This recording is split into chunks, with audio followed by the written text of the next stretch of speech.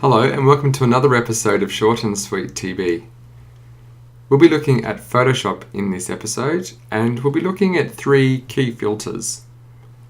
First filter we'll look at will be the noise filter, and the second one we'll be looking at is one of the blur filters, and thirdly we'll be looking at the Unsharp Mask filter. Alright, so the first one is the noise filter. Now the noise filter can be great to add a little bit of extra depth or texture to your images. If you've been working on a photo and you've been doing a lot of heavy photo editing, it can tend to look a little bit too retouched, a little too polished. To help give it a bit more of an edge and warm it up a little bit, adding some noise to the image can really help. It can also really help when you've got vector graphics. Often if you bring graphics in from Illustrator, like this document here, the lines are quite clean, it looks very polished. If you wanted to warm it up a little, adding some noise will help. So let's just select all of it. I'll do Command A or Control A on PC and select the layer that I'm going to work on, which is, I've only got one layer in this document, layer 1. Then by coming up to Filter, scrolling down to Noise, and then I've got the Add Noise, that first option there. So I'll select that and it opens up my little preferences panel, and it's in here that I can play around with the level of noise. As you can see, if I drag that noise right up there in the preview that it's showing me here, and I've got a little preview button here if I want to view it, I need to have that ticked on. Obviously that's way too much noise. It's distorting the image. I need to bring that right down to a point where it's just a very subtle grain that's happening in the background. So I'll bring it up to about 4% there. Now with the distribution, I can choose uniform or Gaussian. Uniform just gives, as the name would suggest, a more subtle and uniform approach, whereas the Gaussian tends to be a little more speckled. I'm going to go for the uniform option here. If you've got monochromatic ticked, which I do, it will use the same colored pixels that are in my photo as the noise. Without that, it tends to add extra color into the image, but I prefer to try and keep the integrity of the original image by choosing the monochromatic option. So that's looking pretty good. Pump it up a little bit more. It's probably a bit too far at 9%. I'll bring it back down to about 5% and then just turn it off. That's what it was like before, and there it is with some noise. Alright, so I'll click OK on that. Alright, let's jump over to the next filter, which is the blur filter. So we'll be working on this particular document.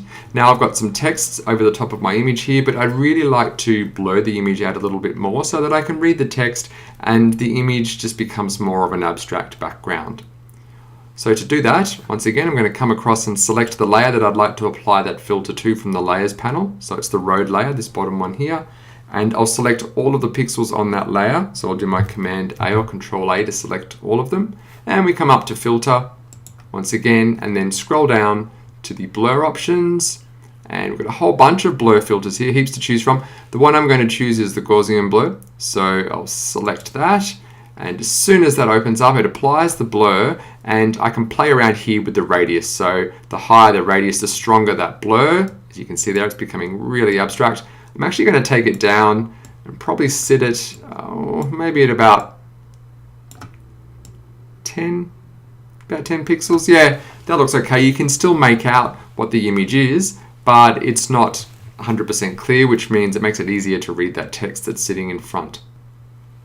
Okay, and now we're going to move across to our third filter over here, and we'll be looking at the Unsharp Mask in this particular document. So sharpening your images can be a great way to give them a little bit of extra clarity, a little bit of extra pop. Sometimes digital images need this. So if I come across to the layers palette and select the bike layer, and I'll hold down Command A or Control A to select everything on that layer, and I'll come up to the filter now, drop down and scroll down to the sharpening options. There's quite a few options there, but the bottom one, the Unsharp Mask, is what I'm looking for. Okay, making sure that I've got preview ticked on so I can see how the filter is affecting the image.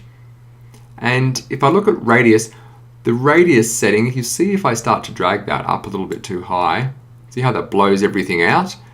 You don't want the radius up very high. You want to keep it down relatively low. The radius basically creates these very slight lines around the outside of your objects, and you're trying to look for a balance between having these lines sharpen your image without creating what we call a halo effect. Now I'm just going to bring these down a little bit, because if I have it up too high, you tend to get this halo effect around your image.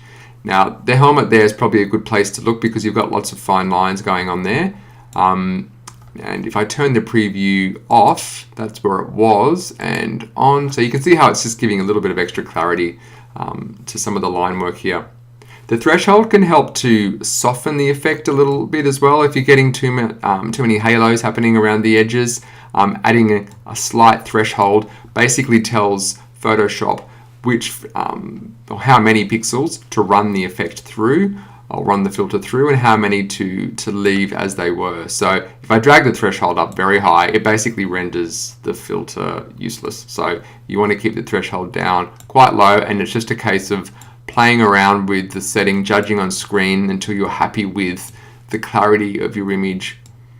And then finally the amount, that's just the strength of the filter. So if I move that strength up, you can see that it is becoming sharper, and if I drag it all the way down there, it's just more of a subtle effect. So I'm going to bring mine up a little bit higher than 100% there. So if I test it now with turning preview off, that's where it was, and on. So that's it, how it looks after the filter has been applied. All right, I'll just click OK on that. So there you go, they're my top 3 filters, using the noise filter to create a little bit of warmth and texture to your images. The second one, using the blur filter to blur out backgrounds, and finally the sharpening or Unsharp Mask filter to help give your digital images that little bit of extra pop. Thanks for joining me, and I look forward to seeing you in the next episode of Short and Sweet Photoshop Training.